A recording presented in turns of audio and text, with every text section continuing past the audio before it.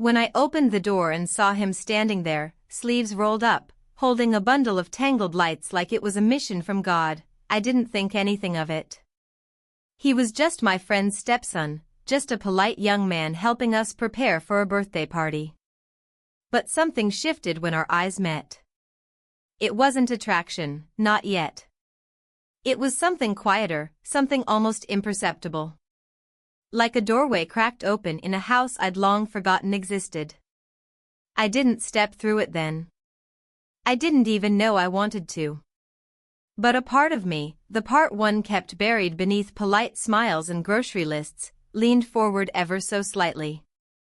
I wasn't supposed to feel anything. I was a wife. I was a mother.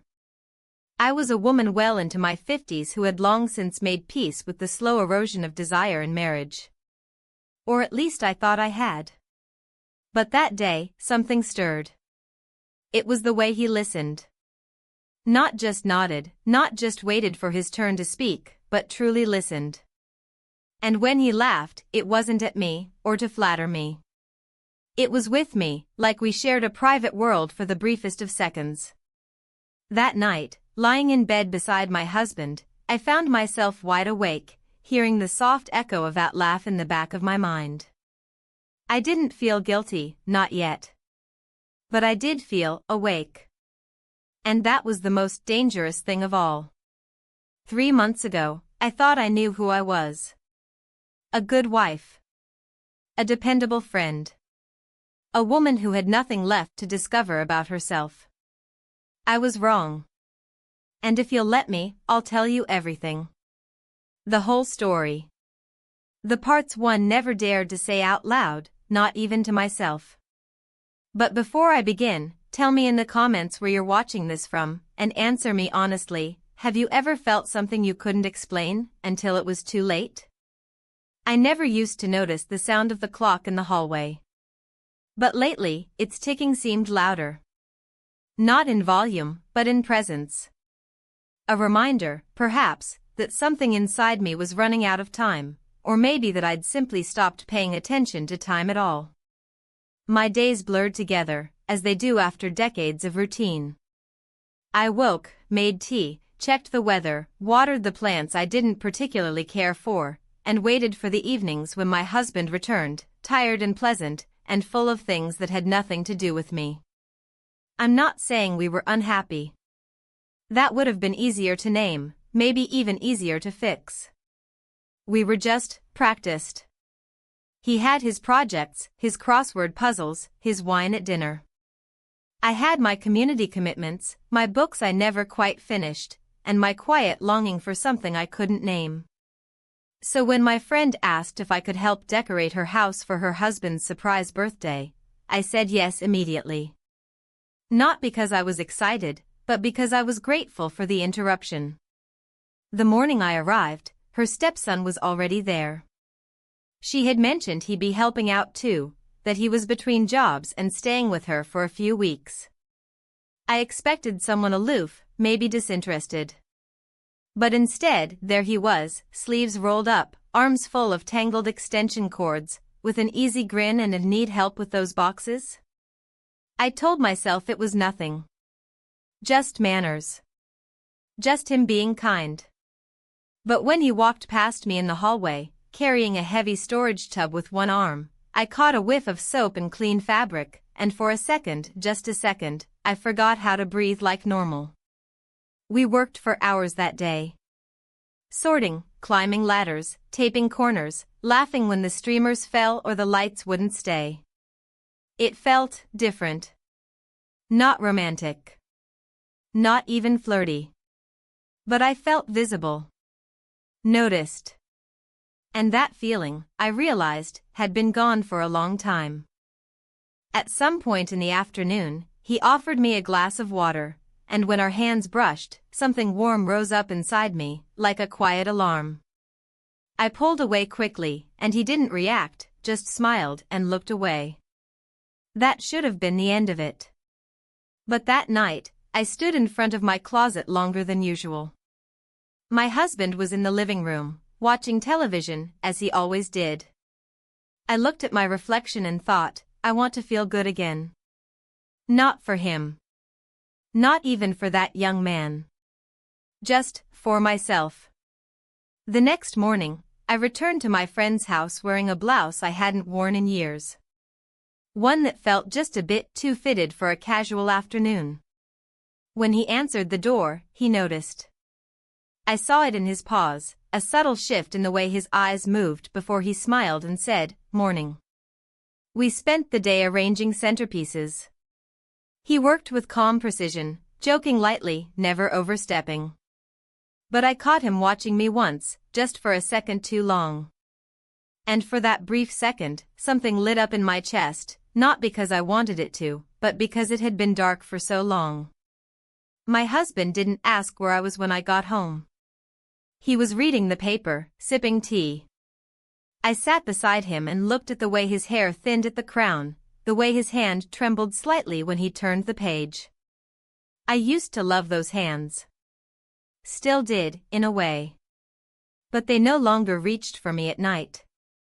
They hadn't for years. I lay in bed that evening, eyes open in the dark, listening to his breath, steady and unaware. And in my mind, I saw another face. Not in lust. But in presence. In warmth. In attention. There's something cruel about desire when you're old enough to know better. When you've been trained your whole life to file it away. To place it in drawers labeled past or fantasy. But that night, I realized, maybe I didn't want to be polite anymore. Maybe I wanted to be real.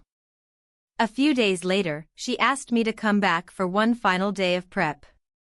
He'd be there again, of course. She mentioned it casually, in passing. I pretended not to care. I told myself I didn't. But when I picked out my earrings that morning, I chose the gold ones. The ones he hadn't seen yet. And as I walked out the door, I didn't even look back to say goodbye. Not because I was angry.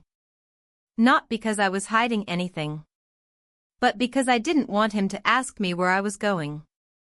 And I didn't want to have to lie. Not yet. But I could feel it coming. Like a wind behind a door. Pressing gently but persistently. Waiting. And part of me was already reaching for the handle. The living room was filled with boxes, tape, and half-assembled decorations, but all I could focus on was the knot in my stomach. It had been building since the night before, tightening each time I replayed the moment our hands had brushed. I had told myself I was being silly.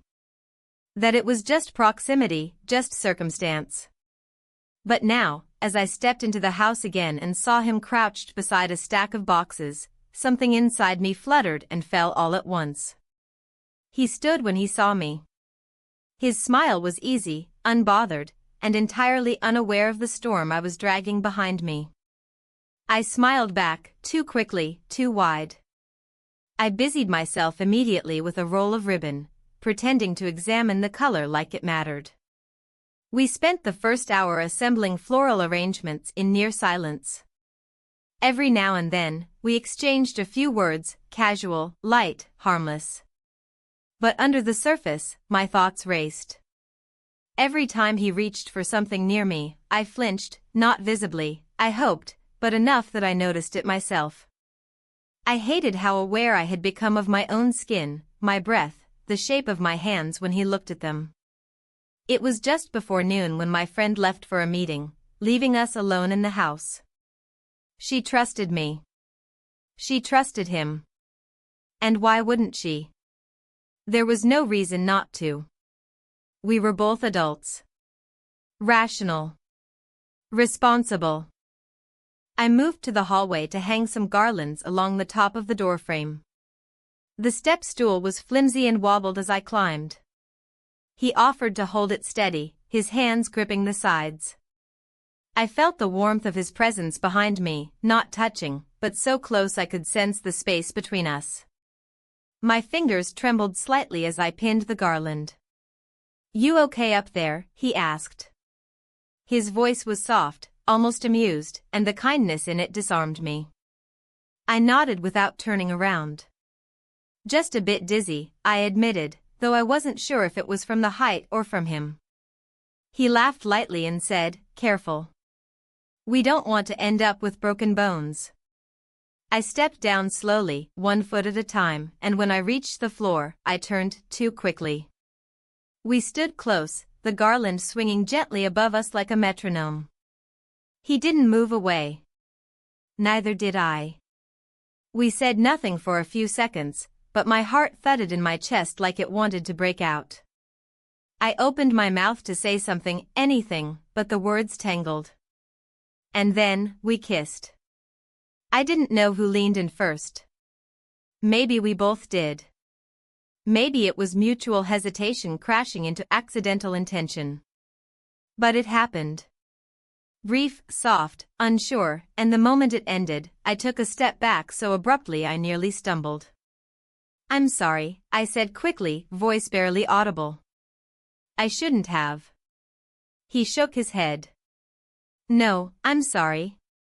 That was. We both trailed off. There was nothing else to say that wouldn't make it worse. I turned away and walked to the kitchen, just for something to do with my hands. I gripped the counter, trying to slow my breathing. The air felt heavier, like the walls had moved closer. My face burned, and not from embarrassment, from confusion. From the shock of realizing how easily I had crossed a line I hadn't even fully acknowledged.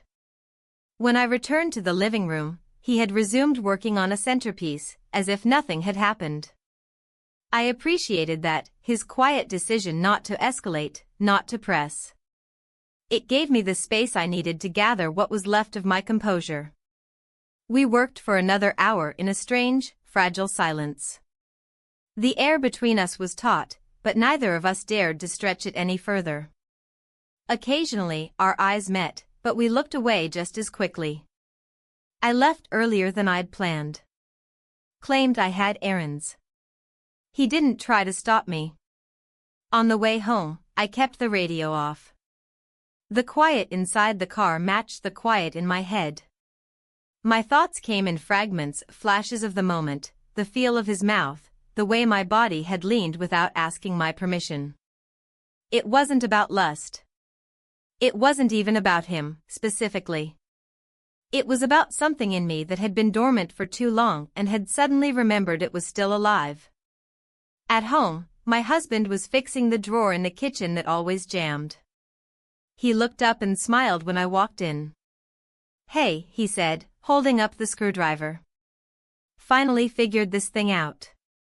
I smiled back, forced and brief, and nodded. "That's great." He asked how the decorations were coming along, and I gave him a vague answer. "Almost done. Just a few finishing touches left." He didn't ask anything further. We made small talk over dinner, about grocery lists, neighborhood noise, something the neighbor's dog did. I answered, nodded, laughed when appropriate. But I couldn't stop thinking about what I'd done. About what it meant. Lying in bed that night, I stared at the ceiling. My husband was already asleep, one arm thrown over his chest, mouth slightly open. I listened to the rhythm of his breath and tried to match it with my own, but mine came uneven, too quick. The image of that moment replayed again and again. Not the kiss itself, but the moments before. The subtlety of his gaze. The quiet anticipation. The sense of being seen. That was what I had craved. Not passion. Not drama. But awareness. And now that it had been given to me, I didn't know what to do with it. The next morning, I woke up early and stood at the bathroom mirror longer than usual. I studied my face, every line, every fold, every mark left by time. I wasn't ashamed of aging. But I realized, with a dull ache, that I hadn't felt beautiful in years. Not because of him, or anyone else. But because I had forgotten how to see myself that way.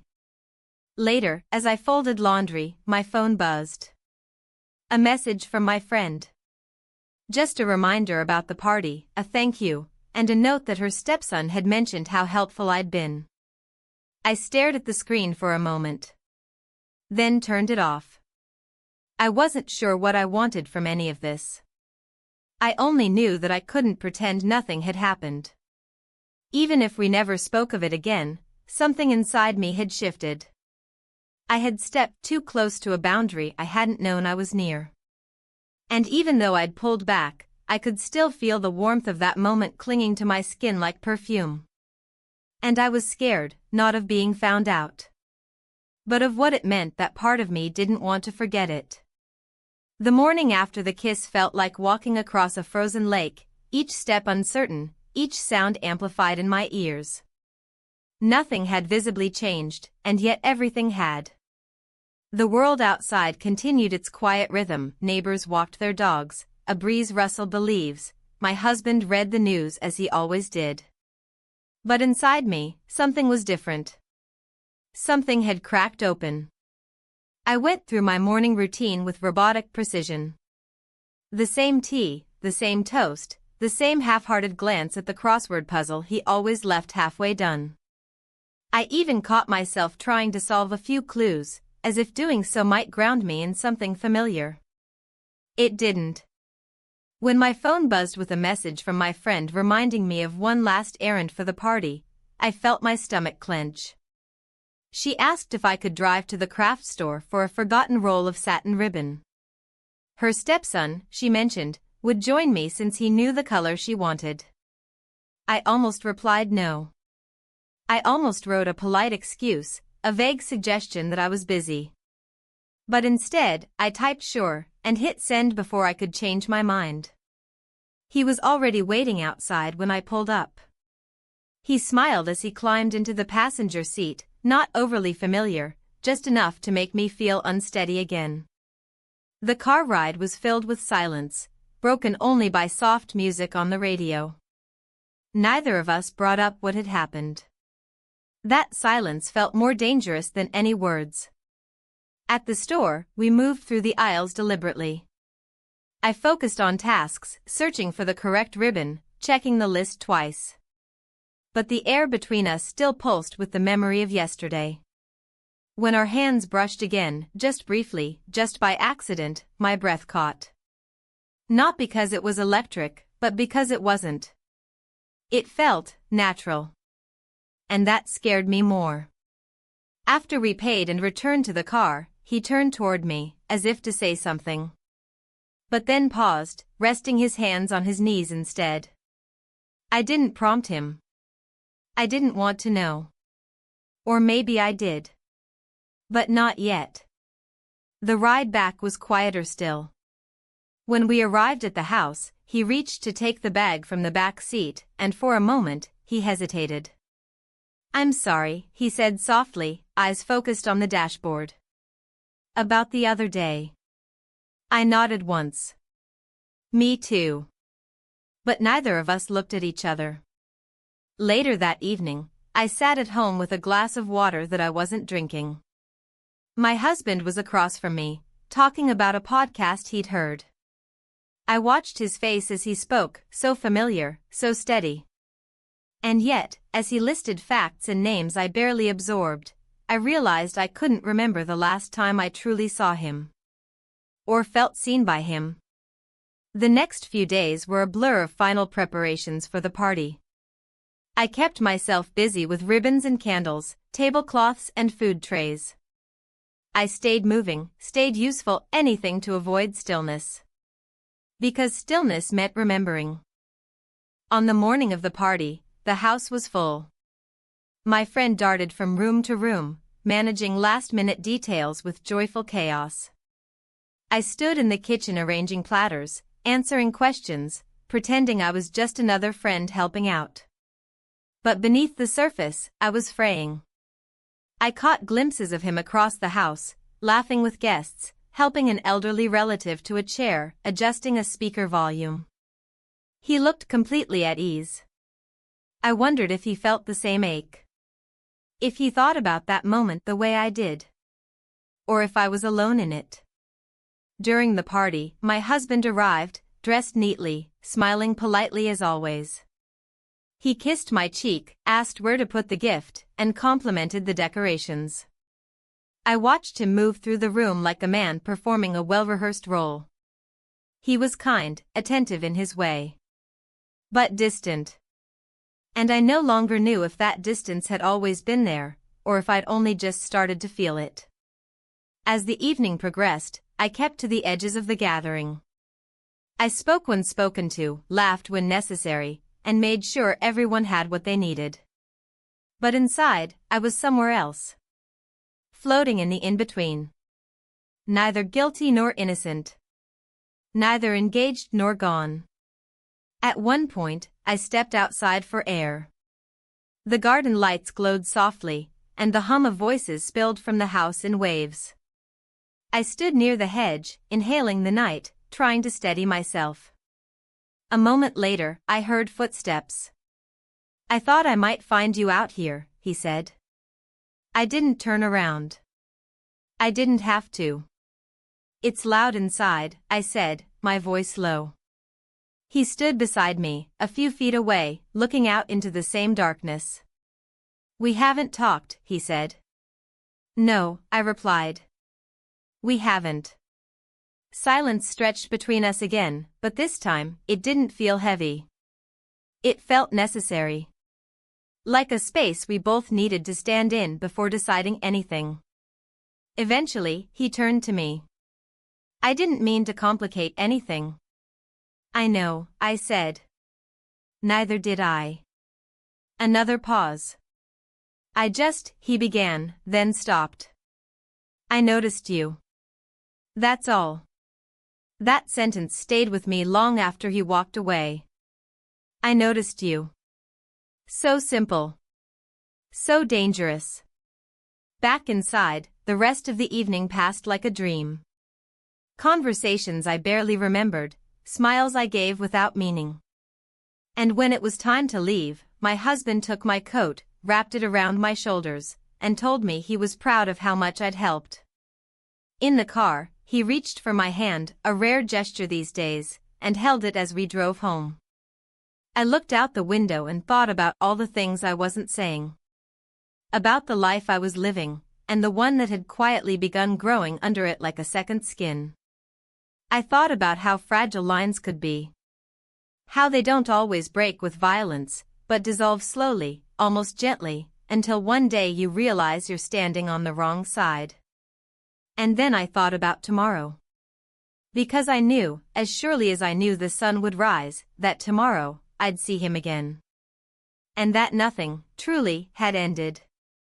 The days that followed were filled with an eerie sense of normalcy.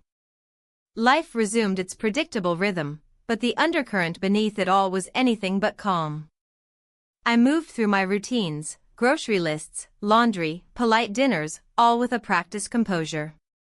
But it was just that, practice.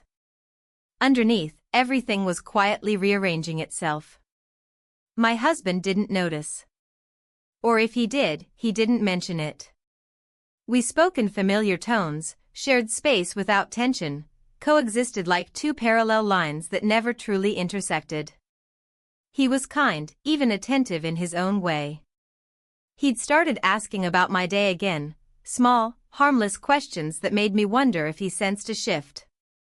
But I always answered lightly, hiding behind convenience and safe details. I told myself I wasn't hiding anything.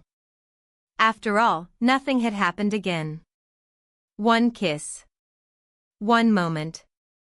A single lapse. I'd been careful since. Distant. Professional. I limited contact, avoided lingering glances, and made excuses when errands required more than a few minutes. But even as I created space, something inside me was still leaning forward. One afternoon, my friend invited us both to join her for a quick lunch and a few last touches on the decorations before the party was fully packed away. She wanted a few things taken down, some gifts organized. Nothing dramatic. Just closure. I almost declined. But I didn't want to raise suspicion. Saying no would only invite questions I didn't know how to answer. So I agreed. We met at her house in the early afternoon. She was there when I arrived, bustling with energy, full of stories about the success of the party. Her stepson was already moving boxes into the back hallway, quiet and focused. He greeted me with a nod and a brief smile, not cold, not too warm. Just respectful distance. For a while, it all felt manageable. I dusted, folded linens, made small talk with my friend. She was chatty, happy, completely unaware of the inner turmoil playing beneath my calm surface. But after an hour, she stepped out to pick up some photos from the print shop, leaving us alone again. Not for long. 20 minutes, maybe. But enough. We worked in silence, arranging thank you cards and labeling boxes. At some point, I realized we were standing too close, both reaching for the same ribbon at the same time. Our fingers touched, and I flinched, pulling back quickly, my breath catching in my throat. He noticed, of course. But he didn't move away. Instead, he paused, as if calculating the right distance, emotionally, physically. He held his position but didn't speak. I could feel the weight of the unspoken stretching between us. I think we should avoid being alone, I said finally, keeping my eyes on the table. I know, he replied. It wasn't tension, not in the traditional sense. It was something more fragile, the effort of two people trying to contain something that had already slipped through their hands. After she returned, we pretended nothing had passed. We smiled. We thanked her. We left. Later that evening, I told my husband I wanted to go for a walk. It wasn't a lie. I did. I needed air, space, something outside the structure of the house and the quiet responsibilities that lived in every corner. He offered to join me, but I told him I needed to clear my head. The evening was warm but not uncomfortable.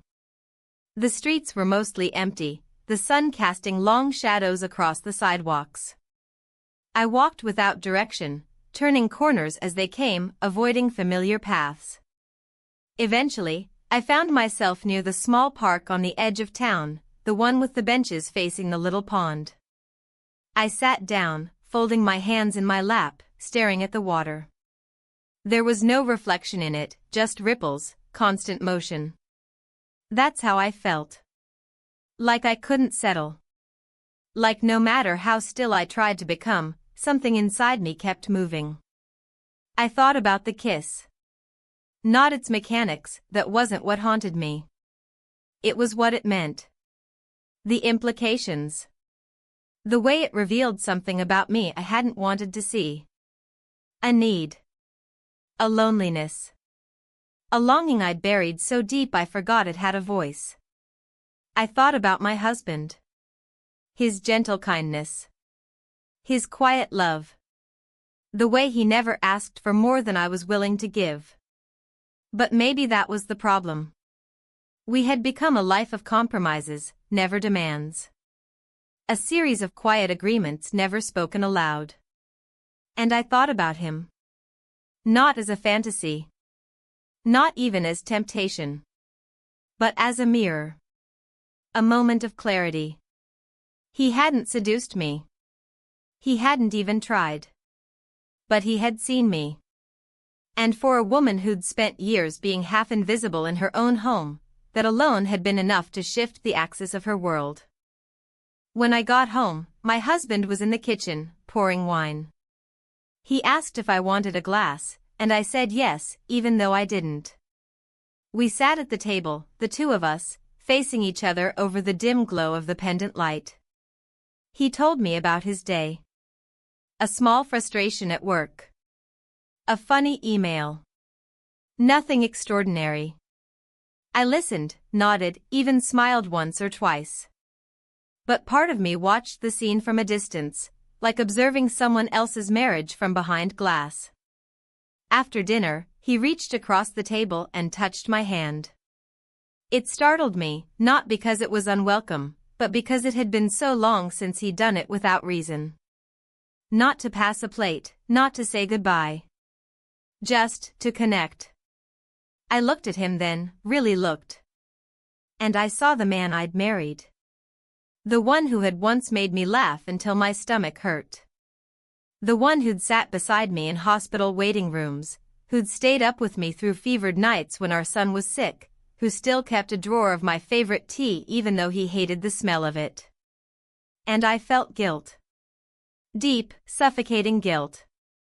Not because I had done something yet unforgivable. But because I had wandered in my heart and I hadn't told him I was lost. That night, I lay beside him, eyes open, listening to his breathing. I didn't touch him. I didn't reach for anything. But I thought about everything. Every word not said. Every choice made quietly in the corners of days. And I knew this wasn't over. It hadn't even really begun. The days slipped into each other like worn pages of a book I'd already read too many times. Everything felt familiar, the rooms, the sounds, the conversations, and yet I moved through it all with the quiet unease of someone pretending to belong. My husband and I had fallen back into our regular routines. He read in the evenings, sometimes out loud if he thought a passage was clever. I listened, nodded, laughed in the right places, and sometimes even meant it. But underneath, something was stirring. Not chaos. Not guilt in its purest form. Something more subtle. A kind of restlessness I didn't have a name for. A dull echo of something I couldn't silence. My friend messaged one morning. She was heading out of town for the weekend and needed someone to help her stepson drop off a few large items at a community center. "You're the only one with a car big enough," she wrote, adding a thank you and a smile emoji that felt oblivious in a way that made me ache.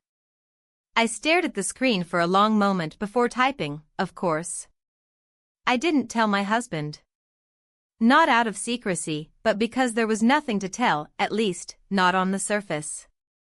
We were moving boxes. Delivering donations. Doing a favor. It could have been anyone. It just happened to be him. And it just happened to be me. He was already outside her house when I arrived. He loaded the boxes quickly, efficiently, with no unnecessary conversation. We worked in near silence, but it wasn't tense. It was controlled. Measured. I appreciated that. Once the trunk was full, I started the engine, and we drove through town without music.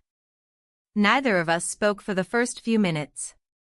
Then he asked if we could take a detour. There was a specific location where the items were needed, a side entrance he knew better than I did. I nodded, grateful for the redirection. As we turned down a quieter road, lined with old trees and crooked sidewalks, the tension between us returned, but in a new form. Not danger. Not longing. Just unresolvedness. We both felt it. The thing that still hovered in the air, just out of reach. When we arrived, we unloaded the boxes together, carrying them into a storage room filled with folding chairs and outdated brochures. The place smelled of dust and old paper. It should have been unremarkable. But when I reached for a box at the same time he did, and our hands brushed again, everything in me pulled tight. We paused, not moving away this time. There was something in his expression, a kind of hesitation, but also understanding. He didn't lean in. He didn't speak. He just stood still, as if waiting to see what I would do. And I didn't move. We kissed. No words, no questions, no heat. Just connection. A soft, quiet meeting that neither of us had planned but both of us had allowed. We pulled apart slowly. There was no apology. No explanation. Just silence. I turned away first. Picked up another box. Walked it inside. My hands were shaking, but not from fear. From something else. Something closer to clarity, or maybe the realization that I had long since crossed an invisible line, not with my body, but with my thoughts. He didn't follow me right away. When he did, he kept his distance. We finished the drop-off without another word, loaded back into the car, and drove back through town in the same silence we'd started with. But everything had changed again. Or maybe everything had just become more visible.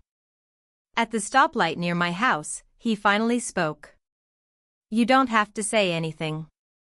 I nodded. That was all I could manage. And he was right, I didn't have anything to say that wouldn't complicate things further. I dropped him off and drove home, hands steady on the wheel, but breath caught somewhere between my chest and throat. When I pulled into the driveway, I sat in the car for a few extra minutes. I needed those moments, not to process, but to prepare. My husband was in the backyard, trimming hedges. He waved when he saw me, and I waved back. There was nothing in his face that suggested suspicion. He was just glad I was home. That was his nature, he always trusted the version of me I gave him. That evening, he suggested we eat on the patio. "It's a nice night," he said. And it was. The air was still warm, the sky tinged with the last shades of sunset. We ate quietly. He asked me about my errands. I told him they went fine. He didn't press. At one point, he reached across the table to refill my glass and accidentally knocked my napkin to the ground. He bent to pick it up, and when he handed it back, his fingers brushed mine. I didn't flinch. But I did feel the difference, the way one touch could root me in the past, and another could shake me into the present. After dinner, we stayed outside a while longer. The stars were beginning to show. He talked about a possible trip we could take, nothing elaborate, just a few days upstate, maybe near a lake. I smiled and said it sounded nice. And part of me meant it. I wanted it to sound nice. I wanted to want it. Later, as we got ready for bed, he stood behind me while I washed my face. I saw his reflection in the mirror, the way he looked at me with the quiet affection of someone who didn't know there were pieces of me slipping away. In bed, we lay close, not touching but near enough to share warmth. He drifted off quickly, as he always did. I stared at the ceiling, my mind too loud to settle. What had happened earlier wasn't dramatic. It wasn't scandalous. It was quiet. Almost soft. And that made it more dangerous. Because it didn't feel like betrayal. It felt like recognition. Like I'd seen a version of myself in his eyes that I hadn't seen in years. But the truth was, I didn't know what that version of me wanted. I didn't know where it led. I only knew that I couldn't ignore it anymore. The next morning, I woke before him. I moved quietly through the house, making coffee, watering plants, folding a throw blanket that had slipped off the couch.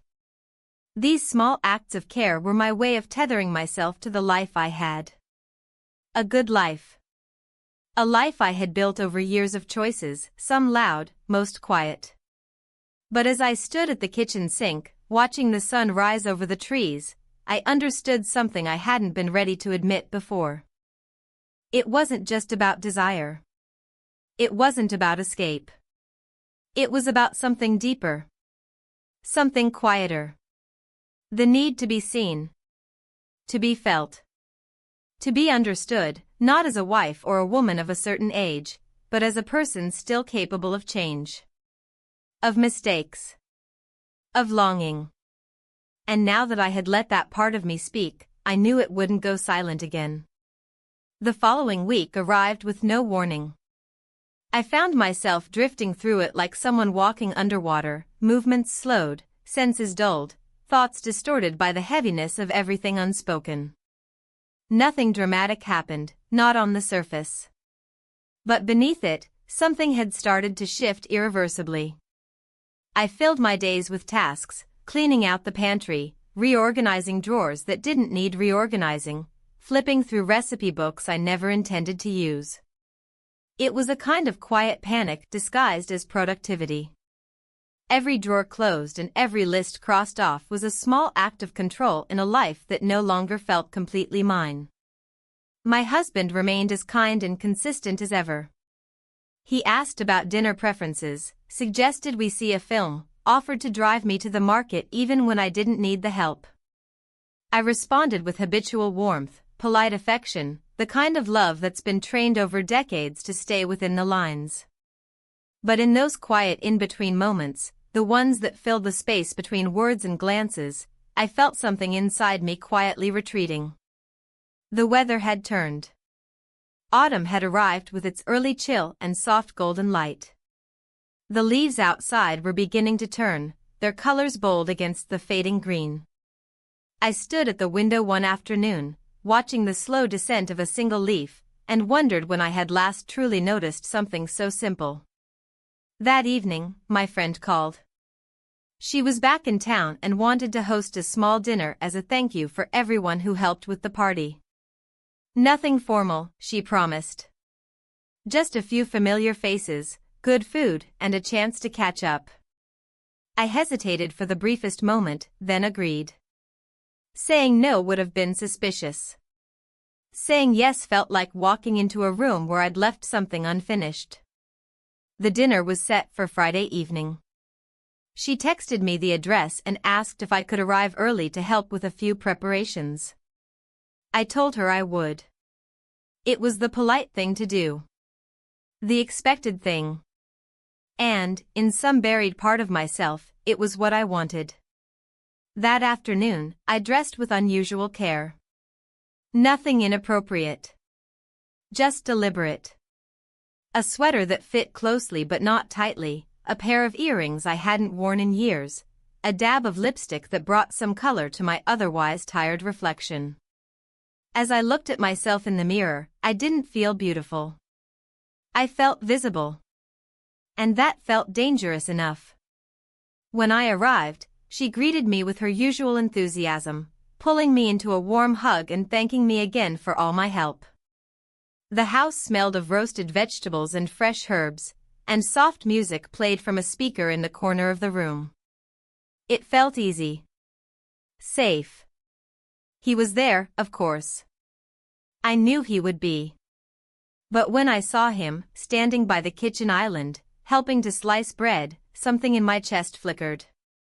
Not panic. Not desire. Just recognition.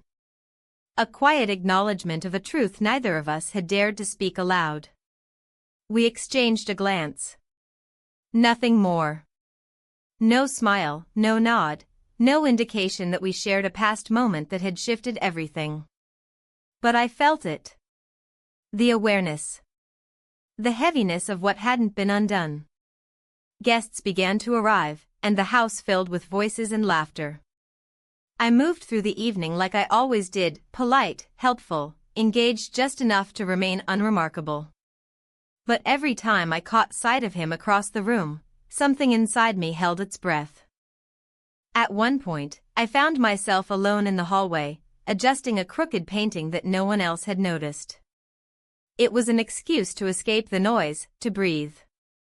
I wasn't there more than a minute when I heard footsteps behind me. I didn't turn. You always notice the little things, he said quietly. I let my hand fall to my side. Someone has to, I replied. He stood a step behind me, not touching, not even close enough to feel his breath, but his presence filled the hallway like a storm waiting to break. I've been thinking about what happened, he said. So have I whispered. A pause settled between us. I don't regret it, he continued. But I don't want to hurt you. That struck something deep. I turned then, finally meeting his gaze. His eyes weren't expectant or pleading. Just honest. I'm already hurt, I said. But not by you. And that was the closest I had come to telling the truth. I wasn't hurting because of him. I was hurting because I had lived for so long without asking myself what I needed. I was hurting because I had been silent for too long. We heard someone approaching, and the moment dissolved like mist. He stepped back, and I walked away first, slipping into the kitchen to help with wine glasses. The rest of the evening passed in a blur of conversations I didn't fully hear, plates passed across tables, and polite laughter that never quite reached my eyes. When it was finally time to leave, I hugged my friend, complimented the meal, and thanked her for the evening. He walked me to my car without a word. As I opened the door, I paused. "Please don't wait for me," I said softly. He looked at me, not surprised. "I'm not," he replied. "But I'm still here." I drove home with the windows down, the night air sharp against my skin. My hands gripped the wheel tightly, not out of fear, but to ground myself in something tangible. The wind tangled my hair, the streetlights blurred, and everything felt too loud and too quiet at once. When I got home, my husband was asleep on the couch, book resting on his chest. I stood in the doorway for a long moment, watching him breathe. He looked peaceful, unburdened, trusting. And I felt something close to grief. Not because I didn't love him, but because I didn't know how to love him in the same way anymore. I turned off the lights, covered him with a blanket, and walked upstairs alone. In the dark of our bedroom, I lay on my back, staring at the ceiling. My thoughts spiraled, not into guilt or confusion, but into something quieter. A kind of mourning for the version of myself that had once found this life enough. And somewhere deep inside, I felt the shift again, subtle but permanent. Whatever came next, I knew this, I couldn't go back to pretending. I couldn't keep moving through my days like I was still the same woman who had walked into that house weeks ago, asking only for purpose. Because now, I had seen the truth. Not in him. Not even in the kiss. But in myself. And no amount of silence could make that truth disappear. We spent the night together. And yet, that sentence felt both too much and not enough. It didn't capture the silence. The restraint. The strange, aching gentleness that filled the space between what we did and what we didn't do. It didn't hold the weight of the hours that passed without a single word spoken too loud, or the way our bodies found warmth not through hunger, but through something far more complicated, a need for presence, for proof that we were still capable of being felt. It had started with a detour. A flat tire on his side of town. A call for help. My husband was away for the evening, a work dinner he couldn't skip, and I, in some twist of timing that felt pre-written, was available. I almost didn't go. I almost said, call someone else. But I didn't. Maybe because I wanted to feel useful. Maybe because I was tired of pretending not to notice how often I avoided anything that might remind me of him. When I arrived, he was already kneeling by the car, struggling with the jack and the fading light. I parked and walked toward him, not knowing if I'd speak first or just stand there. He looked up, squinting slightly, and said, "It's not going well." I crouched down beside him without thinking, brushing dirt from the edge of the tire. We worked together in silence, hands moving without choreography, both too focused and too distracted at the same time. When it was done, when the spare was secured and the tools packed away, we stood on the edge of the driveway and watched the sky turn from orange to indigo. There was no invitation. No grand gesture. Just a pause. A long breath. A glance that held too much. And then we went inside. The house was quiet. Dim, lived in but still unfamiliar. He offered me tea, and I accepted, though I didn't drink it. We sat on opposite ends of the couch, the mug warming my hands but doing nothing for the chill beneath my skin. The silence between us wasn't awkward. It was charged, like the quiet before a storm that may never come. He didn't reach for me. And I didn't move closer. We just sat there. 4 minutes. Maybe hours. At one point, he asked, "Are you all right?" And I said, "No. I wasn't. I was many things." Tired. Frightened. Alive in ways I hadn't been in years. And most dangerously, I was willing. Willing to step further into something I couldn't undo. When he placed his mug down and leaned back, I mirrored him, resting my head against the cushion and staring at the ceiling. And that's how it happened. We didn't speak again that night. There was no moment of decision. No climax. Just quiet movement. A shared silence that thickened until it wrapped itself around us.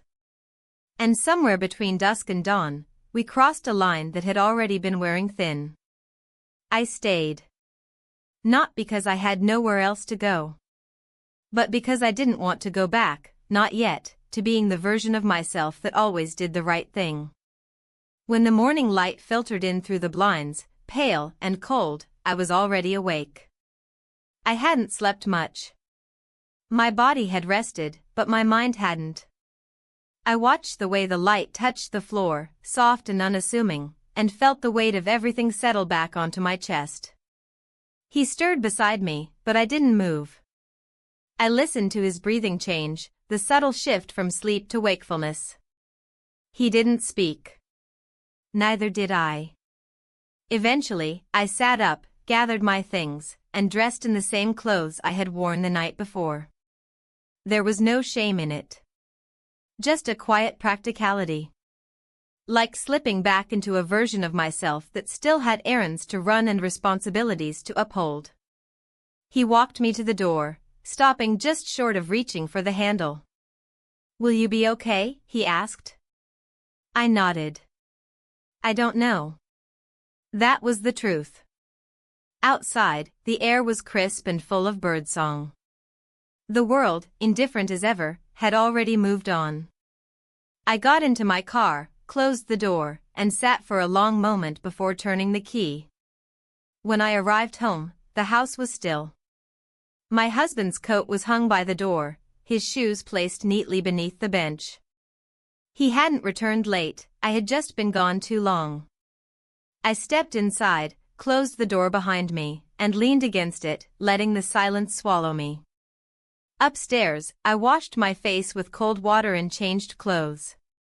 Not to hide anything, but because I needed to feel like someone else. Someone simpler. Someone untouched by everything that now lived beneath my skin. I made coffee. Fed the cat. Opened a window to let in the smell of the turning season. When my husband came downstairs, he greeted me with a soft kiss on the cheek and asked if I slept well. "Yes," I said. Another lie. Or maybe just a version of the truth. We sat at the kitchen table, the two of us, sipping from our mugs. He read the news on his tablet, and I stared out the window. He made a comment about the weather. I responded. We moved through the morning like we always did, practiced, familiar, calm. But I was no longer the woman who had last sat across from him. I had changed. Not because of one night. But because that night had given shape to what I hadn't been able to articulate, that something inside me was deeply, dangerously alive, and I couldn't unfeel it. The hours passed. I cleaned the bathroom. Folded towels. Answered a few polite emails. I didn't check my phone for messages. I didn't expect any. What could be said, anyway? What could make sense of something that was never meant to be logical? When evening came, I sat across from my husband again, eating the meal we prepared together, and watching his face as he spoke about something at work. He looked tired. Older than he had months ago. Or maybe I was just now seeing it. Seeing him. I loved him. That was the hardest part. This wasn't a story of resentment or hatred. It wasn't even about dissatisfaction. It was about something else, the quiet hunger that comes from being unseen for so long you begin to doubt your own edges. And now? Now I had seen myself again. And I couldn't look away. The morning after passed without a word, as if silence itself had agreed to guard whatever had taken place the night before. I had walked back into the house with steady steps, hung up my keys, and resumed the motions of the life I had carefully built. And yet, something subtle had shifted, not just in me, but in the air between the walls of my home. As if the house somehow knew. As if the quiet knew. My husband returned home early that afternoon, cheerful from his work trip and full of casual stories. He brought me a gift, a simple ceramic dish he said reminded him of a trip we once took long ago. I held it, smiled, and thanked him. He seemed satisfied with my response. But as I set the dish down on the kitchen counter, I caught my reflection in the polished surface, a faint outline, warped and incomplete. That was how I felt now. Slightly altered. Off-center. Not ruined. But changed. The following days were marked by a strange calm. My husband, perhaps unaware of the tremors beneath my surface, was more affectionate than usual. He brushed his hand against my back as he passed, brought me tea without asking, offered to sit and watch a show he would have normally dismissed. His gestures were quiet and loving, and I felt the sharp edge of guilt settle deeper into my bones. I tried to return that affection. I answered his questions, laughed at his jokes, sat beside him on the sofa and rested my head on his shoulder. But there was a delay in me, like a skipped beat in a familiar rhythm. I was doing everything I should, and still, I felt out of sync. He didn't seem to notice. Or maybe he did, and he chose not to mention it. Some silences are chosen. Others are inherited. On Thursday, he suggested we go away together, just a weekend, he said, somewhere quiet, no obligations. I hesitated for only a moment before agreeing. I think I wanted the same thing he did, to believe we could reset something. Reconnect a wire that had frayed over time. He booked the trip that evening. A modest cabin near a lake, a few hours away. We left on Friday morning. The drive was uneventful, filled with light conversation and long silences that didn't feel heavy. The trees were in full autumn color, and I watched them pass like flickering pages from a story I hadn't finished reading. The cabin was small but comfortable. There was a fireplace, a modest kitchen, and large windows that framed the stillness of the lake like a painting. We unpacked in near silence, each of us moving around the other with the ease of two people who had shared decades of space. That night, we cooked together. He opened a bottle of wine, and I lit candles more out of habit than romance. The meal was simple, and the conversation wandered through familiar topics, our son, the neighbors, things we had forgotten to do at home. At one point, he looked up and asked, "Are you happy?" I paused, knife in hand, before turning to him. "I don't know," I said honestly. "Sometimes yes. Sometimes no." He nodded slowly, as if that answer didn't surprise him. He didn't ask for clarification. He didn't push. He just looked at me with the kind of quiet knowing that only comes after years of shared seasons. Later, as we sat in front of the fireplace, he told me he'd felt something changing between us for a while. Not something loud, but something he couldn't name. "I thought it was just time," he said. That we were growing into a quieter kind of love. I didn't know how to respond. Because part of me wanted to believe that too, that we were simply evolving, not fading. But the truth sat behind my ribs like a stone. And I knew that while love could shift into new shapes, sometimes it simply thinned until it couldn't be touched anymore. He reached for my hand then. I let him hold it. His skin was warm, familiar. I looked down at our intertwined fingers and tried to feel more than memory. That night, we slept close. He kissed my shoulder before falling asleep, and I didn't pull away. I lay awake long after his breathing steadied, eyes open to the ceiling, heart aching with the weight of everything I couldn't say. The next morning, we walked by the lake. The fog was thick, clinging low to the water, and the trees were silent in the distance. He talked about retirement, about maybe buying a smaller house one day, something easier to maintain. I nodded, contributed where I could, but my thoughts were elsewhere. Not with him. Not entirely. But with myself. Because what haunted me now wasn't the kiss, or even the night we had spent together. It was the version of myself I had met in that silence, the woman who had allowed herself to feel, to want, to be seen. That version wasn't reckless. She wasn't cruel. She was just unmet. For too long. And I didn't know how to carry her back into the life I had returned to. By Sunday afternoon, we were home again. My husband seemed lighter, more hopeful. As if the weekend had been a kind of balm, a way forward. He unpacked our bags while I sat on the edge of the bed, staring out the window.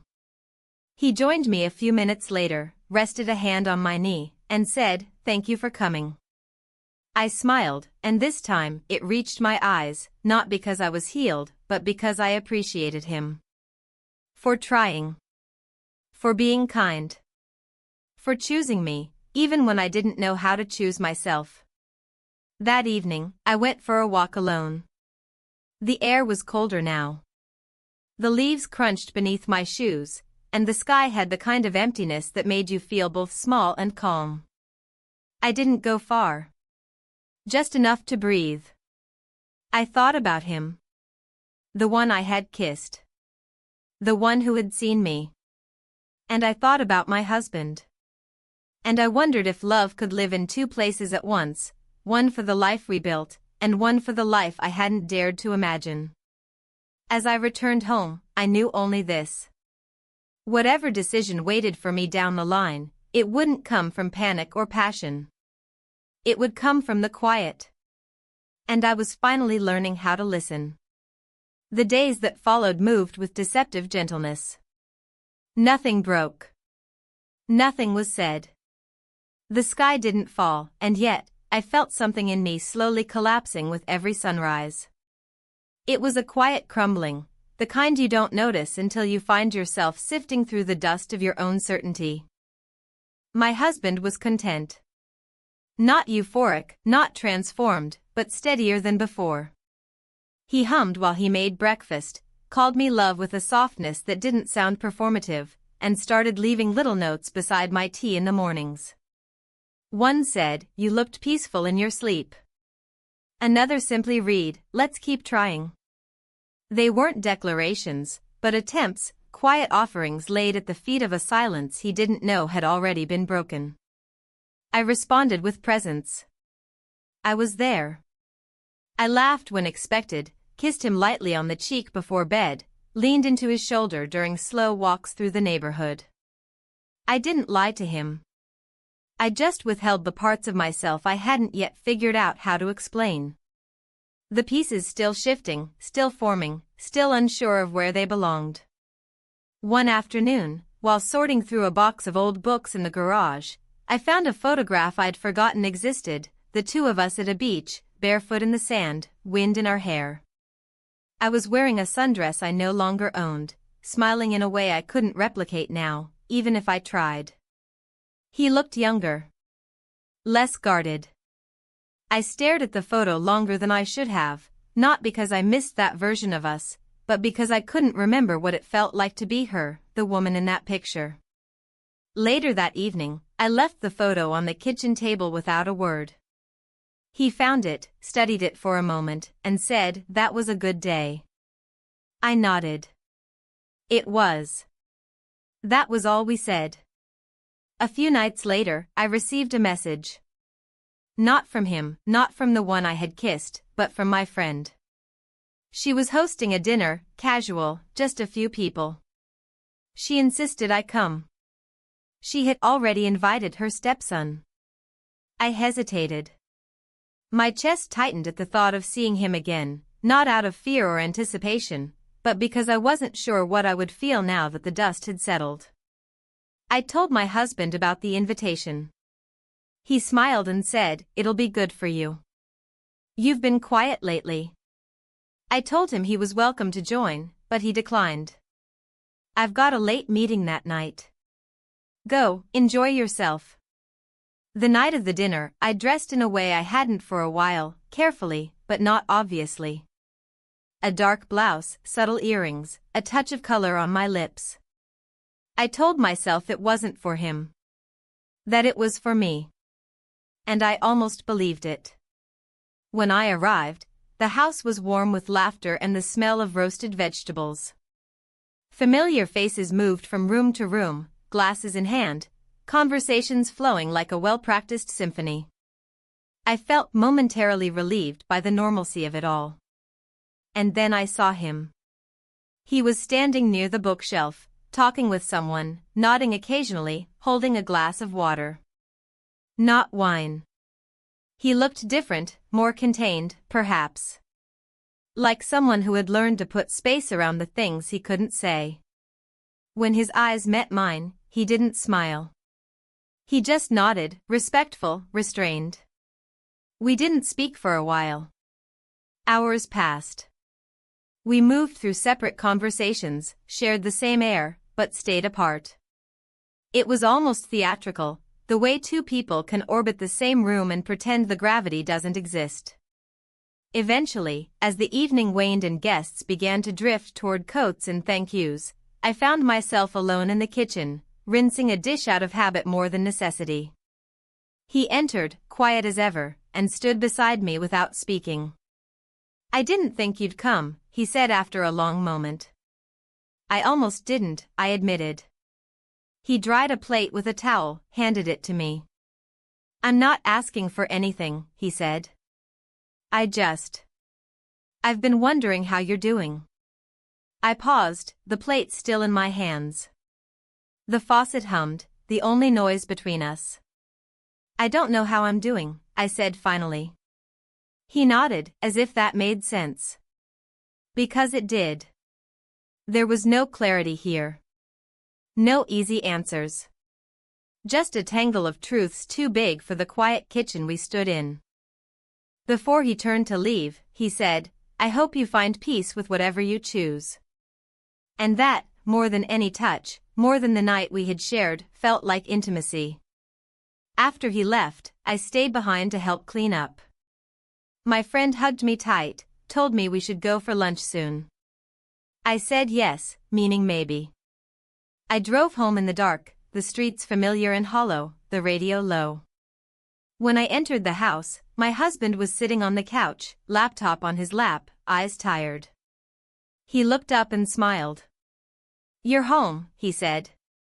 I nodded, set my purse down, and joined him. He closed the laptop, shifted to make room, and I sat beside him, closer than I had in weeks. We didn't speak much. I laid my head on his shoulder, and he rested his hand on mine. It was quiet. Real. And not enough. But still, I stayed. Because leaving is not always a physical act. Sometimes it's a decision made in slow, quiet increments. And sometimes, staying is not about giving up, but about giving something time to reveal whether it's holding on or letting go. I didn't know which I was doing. But for now, I was still here. There is a peculiar stillness that comes in the days after a choice has been made, even when the choice is never spoken aloud, even when it's not final. It is a stillness laced with quiet consequences. A soft detachment that lets you drift just far enough from everything familiar without fully abandoning it. That's where I found myself now. Not in a storm, not in clarity, but in the I-between. The morning after the dinner, I woke early, though I hadn't slept much. My body felt heavy in a way that wasn't exhaustion but something closer to resignation. I moved through the motions of the day with practiced grace, folding laundry, wiping down surfaces that didn't need wiping, checking the mail without really looking at it. I told myself I was buying time. But the truth was, time had already bought me, and I was waiting to see what kind of currency it would extract. My husband was in good spirits that weekend. He suggested we start organizing the attic, something we'd talked about for years but never had the motivation to do. I agreed. Not because I wanted to, but because I owed him presents. The kind he had offered me every day without question. The attic was a museum of forgotten intentions. Boxes labeled with faded black marker, old winter coats, a lamp we never liked but couldn't bring ourselves to throw away. We sorted things in near silence, occasionally holding up an object for a shared memory, a nod, a small smile. It wasn't romantic. It wasn't even nostalgic. It was two people acknowledging that they had built a life, one filled with things, with years, with effort. A life that didn't deserve disdain, but maybe didn't fit anymore. At one point, I found a box of my son's old drawings. I sat on the floor, cross-legged, flipping through them. Rockets, animals, oddly shaped superheroes with giant hands and smiling faces. I ran my fingers over the crayon lines and felt tears rise without warning. I didn't cry. But I sat very still until the feeling passed. Or until I could pretend it had. That night, my husband suggested we go out for dinner. Someplace different, he said. Just us. I hesitated. Not because I didn't want to go, but because I wasn't sure what version of myself to bring. We ended up at a small Italian restaurant we hadn't visited in years. The table was near the window, candles flickering between us, the hum of quiet conversations around us providing just enough of a buffer. We ordered food we'd both had 100 times before. He asked if I remembered coming here when we were newly married, when we could barely afford to split a bottle of wine. I do, I said. And I meant it. He looked at me then, not with suspicion, not with need, but with hope. As if he wanted to know if I was still reachable. If whatever version of me had wandered could still find her way back. I know I haven't always been present, he said gently. I got comfortable. I thought that was a good thing. I nodded. Comfort can be good, I said. Until it becomes silence.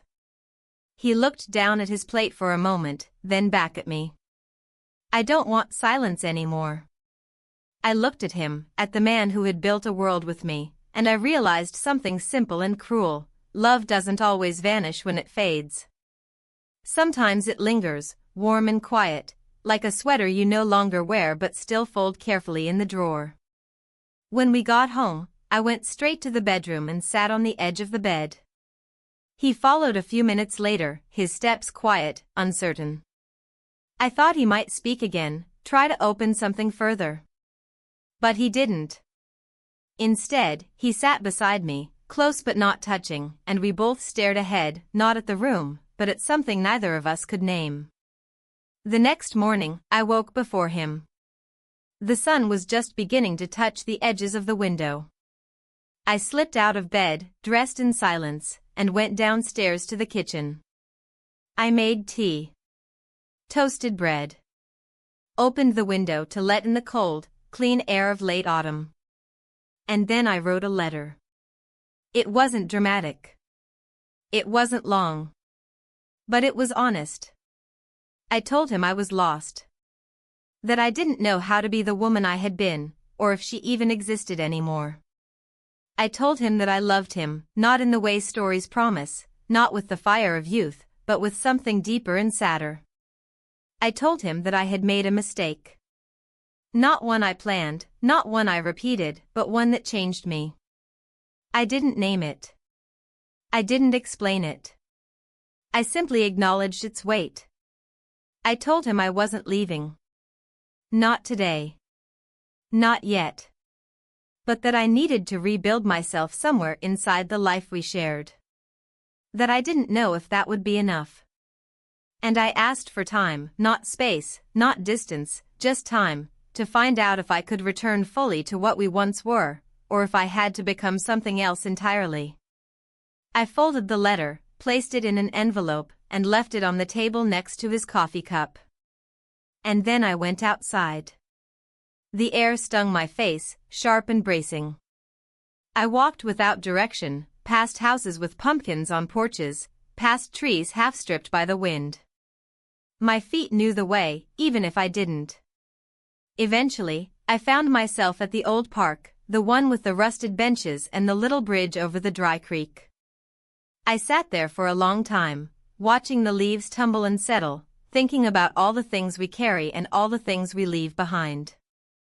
I didn't know what he would do when he read the letter. I didn't know if he'd be angry, or hurt, or relieved to have words for the quiet unraveling we'd both felt. But I knew I couldn't keep moving forward while pretending nothing had changed. When I returned home, the house was quiet. He was sitting at the kitchen table, the envelope open beside him, his hands clasped in front of him. He didn't look up right away, and I didn't speak. Finally, he said, "Thank you for telling me." And that was all. No accusations. No demands. Just acknowledgement. I sat across from him, and we shared the silence, not as strangers, but as two people who had built something real, even if flawed. Two people who had survived seasons. Who were still, somehow, trying. The silence between us wasn't heavy anymore. It was full of possibility.